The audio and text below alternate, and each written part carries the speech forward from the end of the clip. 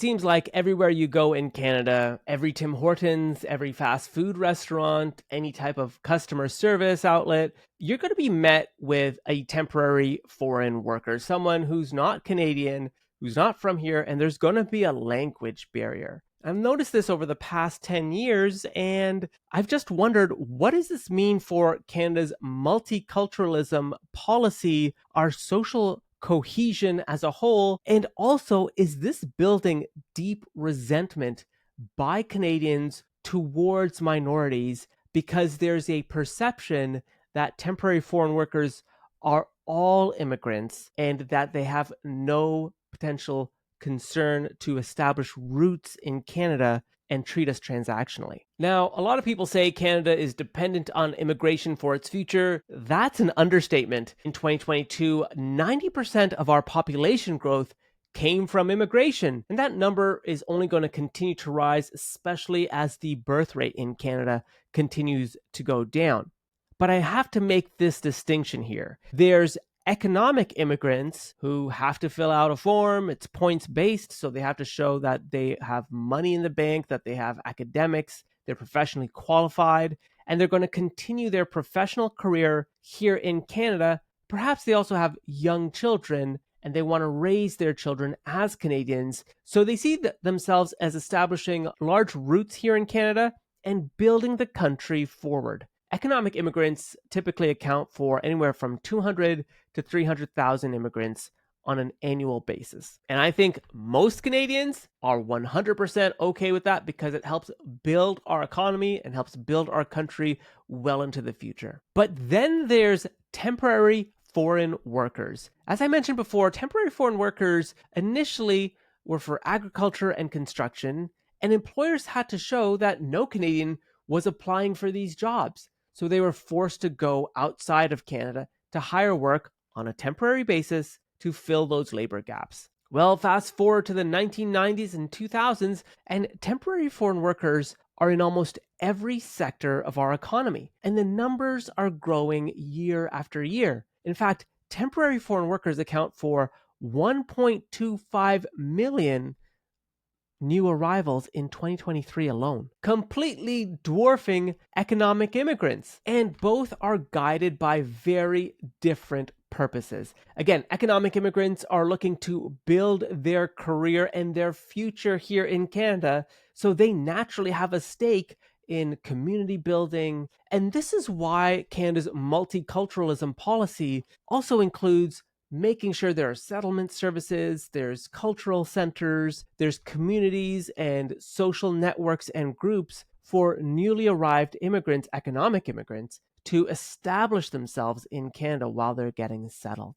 Again, I really have to emphasize this is very different than most everywhere else in the world. Canada, Canadians, we should really be patting ourselves on the back for our acceptance of so many immigrants from around the world. It's incredible. Temporary foreign workers are not guided by that same vision, generally speaking, and they shouldn't be, because they're only selling their labor, and their labor is only being sold for a temporary piece of time, right? So if you land a temporary foreign work job, say at a Tim Hortons, and say it's for 12 months, a contract, maybe you work extra hard because you believe that your employment in Canada will count towards a pathway to permanent residency and citizenship. But we're not really finding that the pathways to citizenship are always there for temporary foreign workers. Instead, temporary foreign workers are kept temporary. Many times labor becomes cyclical. So as your contract ends, it's not renewed.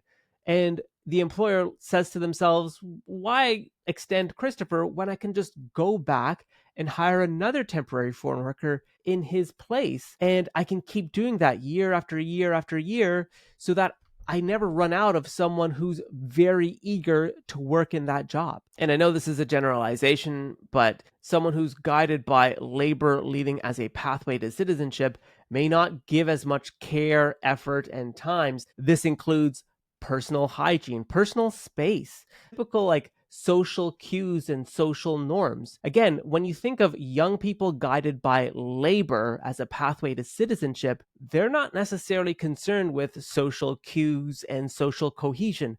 They don't know if they're going to stay in this country for the next 12 to 18 months. Their whole goal is pathway to permanent residency or citizenship. And if it isn't Canada, then they're going to go find another country in a developed nation where there is a more secure pathway to citizenship. And so Canada finds itself at this crossroads. We're heavily dependent on immigration, but the type of immigration has drastically changed over the past 10 years. We're not heavily dependent on economic immigration alone. We're more heavily dependent on the precarious labor sector and temporary foreign workers filling that void. And we're treating them as temporary. And naturally, the social cohesion between Canadian citizens and newly arrived immigrants is being tested. And this is what's leading to so many issues that we're seeing today. Remove the social cues, and you start seeing Canadians,